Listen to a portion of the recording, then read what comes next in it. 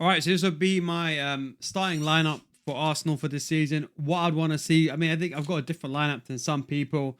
So we'll start off in goal. Of course, number one will go Raya. Proven very well ever since Ramsdale went, really. I mean, I was pretty much against Ramsdale going, but Raya has proven to be good, very good, not only in terms of building up the play, passing up the back, but in terms of saving. His saving ability, I was actually quite surprised with. So he starts in goal. Kepa is a good addition that we got this year. One of the different ones I'm going to put is Ben White. I think it's you're probably going to see why. So Saka goes in straight away. The right number on him at least. The thing is, the way. So I'm just going to show you something here. So this is basically how we lined up against Atletico Club, which I think. I mean, of course, we had Ben White as well subbed on.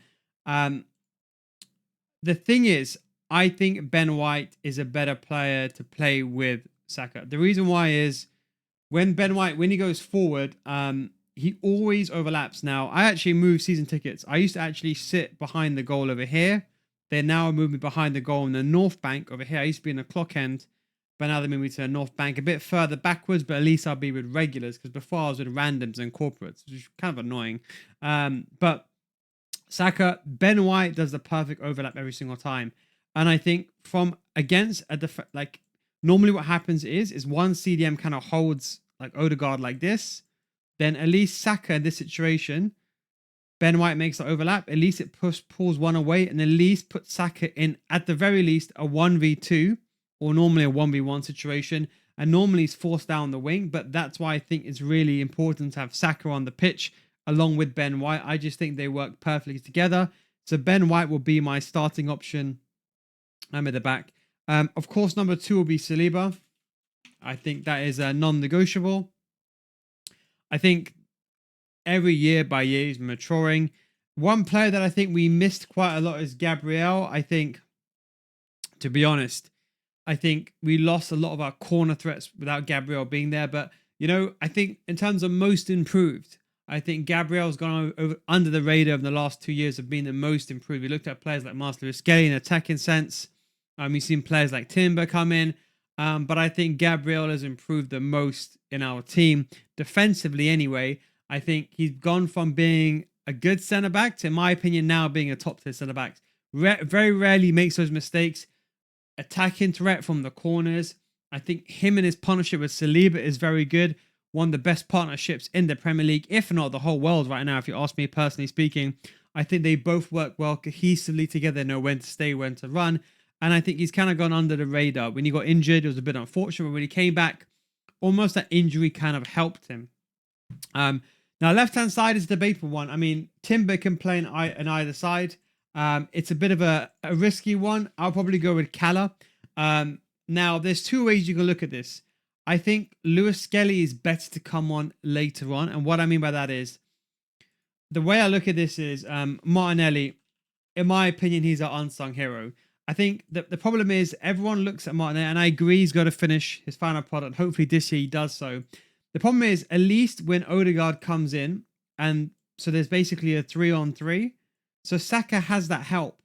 And if someone is tracking the Ben White run, at least Saka has 3 players. The problem is Martinelli is always by himself. Most of the time, it's always a 2 versus 1 down the wing. So he's always doing the impossible. And he comes back and he tracks back defense. There'll be a video on my channel where I explain, where I go over Martinelli, the unsung hero, why he's so important. Yes, we had Madueke. I think Madueke would be a good player to bring on, like 70 minutes, but I think Martinelli has to start. I think, look, he just needs to finish up his end product. I think in the last 3 years, he was so good in attacking. But if you look at him now, like the City games, he's normally asked to make a back 5. He tracks back. When we lose the ball in a counter-attack threat, especially because we got Gyökeres in as a 9, I see Arteta saying to him, look, you know what, stay a bit more further back, help defensively, and Gyökeres would be the counter-attack player, which rightly so. But even last year, he wasn't told to stay forward from the tactical perspective. He was always told to come back. So, in my eyes, Martinelli works the best with Calafiori because I want to see an overlap. We saw with Tierney. How many times did we see Tierney before he left? You saw in the last, look at Tierney's last game. We got the assist or goal, whatever he got. I can't remember the assist. He was overlapping. He was giving support to Martinelli to play between the half space. So personally, I would want to start like this, and then I would say bring Miles Lewis Skelly on to create the superiority in midfield. Then we go over to the three. So I think the most important thing here is Zubimendi. You know what? I'll tell you something. I think he might be the signing of the season for us. I think he's so good. Like most time when players come through, they normally take some time to adjust straight from La Liga, Basque region as well. So he knows that so well. Getting the ball, I think he is anyway. But he gets the ball on the half turn, able to turn. I think the most important thing is able to free up a player like Declan Rice. In my opinion, Declan Rice, he's the guy that goes forward. I see him more as an 8 as opposed to a 6.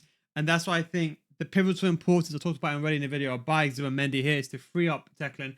I want to see Declan going inside the box. I want to see Declan doing what Xhaka did for us at Arsenal. And I think Xhaka and Declan, I think Declan has the better technical ability than Xhaka. Just when he gets his timing of his runs, how Xhaka got into latter stages of his career, I think he's going to be unstoppable. I can see him doing very well this year. Zubimendi is the kind of player where you can pass the ball to and you can release players like Declan and stay back, where we never really had that. We had Partey and his distribution was good, but he wasn't really good at bringing the ball going forward. It was more about his passing options available. Well, now we got a player that can turn almost like a Busquets style, but then we have someone that can also bring the ball going forward. I think he's so important for our play. I think realistically this would be the way to go. The other player would be Odegaard. In my opinion, Odie not been performing well. I think, look, in my opinion, who should be captain? Declan. I think Declan Rice should be the captain. He's the more authoritative figure, in my opinion. He's the commander on the field. I'm an old school guy.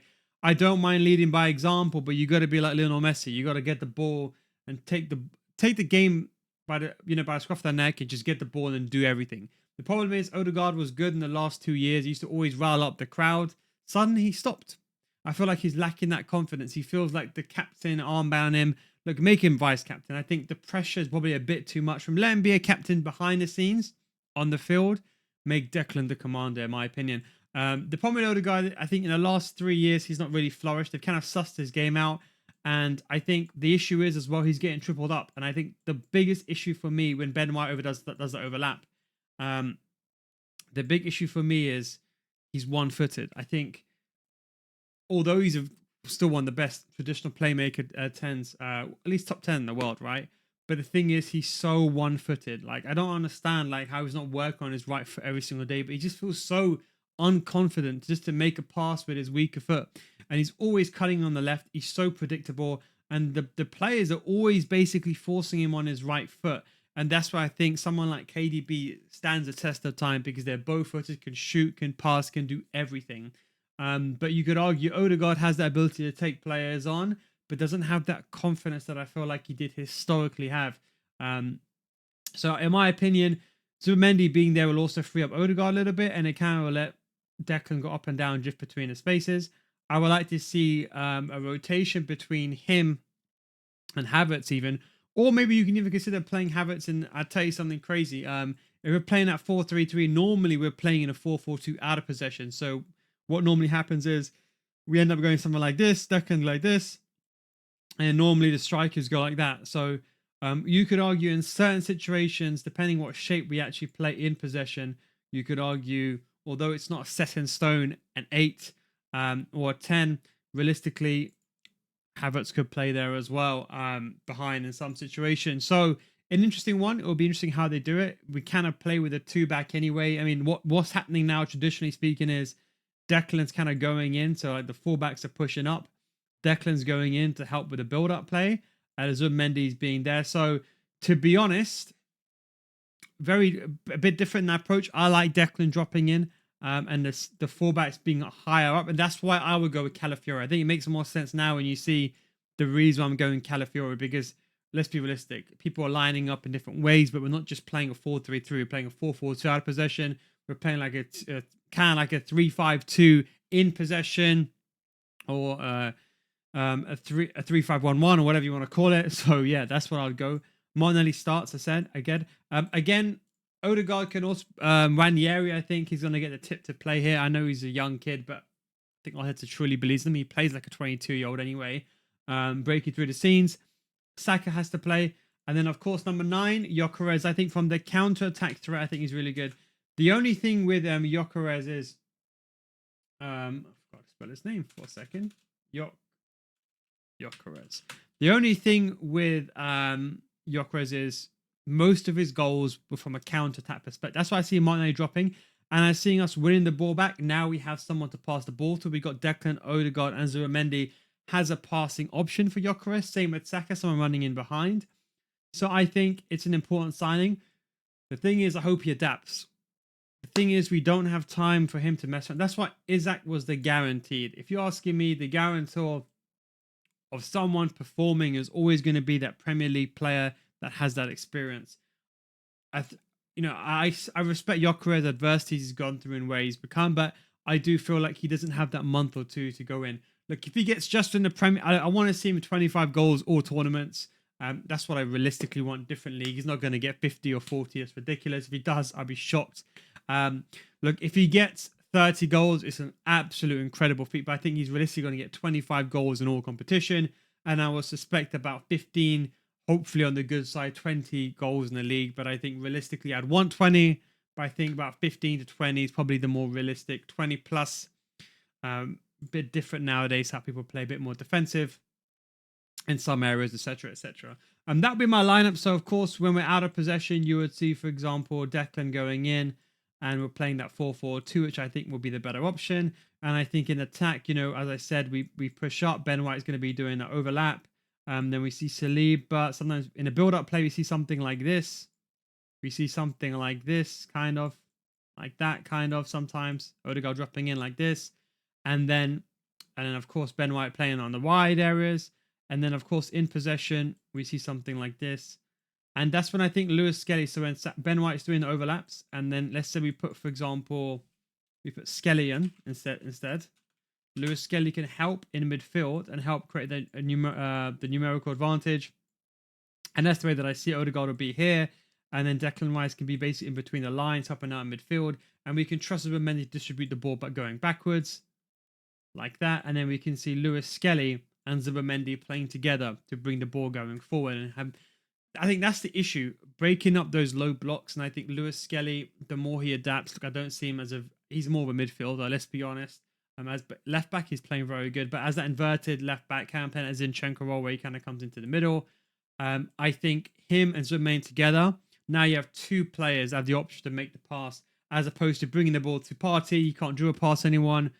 You're going to distribute the ball long, but then we have Declan Rice coming in deep. Let Declan Rice stay forward, and Lewis Skelly can dictate the pace with Zubimendi. And then, if need be, Calafiori can go and provide the overlap for Martinelli. I think that's a new additional option. And then, of course, we can always bring on someone like Marino for attacking threats. And someone like Madueke go instead of Martinelli. And I think, look, maybe we are still missing that 10. Eze probably going to go to Spurs now. I don't even know what the latest news is on Eze. Is he going to go Spurs? We don't even actually know. But apparently, as it appears here, Tottenham has prepared an offer. They're preparing 4 more talks, apparently, to Fabrizio Romano, which kind of ruins the transfer season nowadays. I'm like back in the old days, being surprised at Ozil on deadline day. But I don't know. We need that. We need that additional player. I've got something else up his sleeve. Look, I think it's a 9. I think this transfer window is a 9. I think it's sorted out all the areas. Maybe an 8.59 is what I'd say. I would say more 9 if we got another player. That would be 9. But I would have loved someone like Isaac. But I think it's the best improvement we've seen. But everyone is improving as a whole. So I think we just have the players now, the few missing pieces of the puzzle. And it's just now is, can we maintain that ability? Will we not get injuries? That's the most important thing. But I'm very much looking forward to this season. Let's see how this all turns out. Thanks for watching. Take it easy. Catch you next time.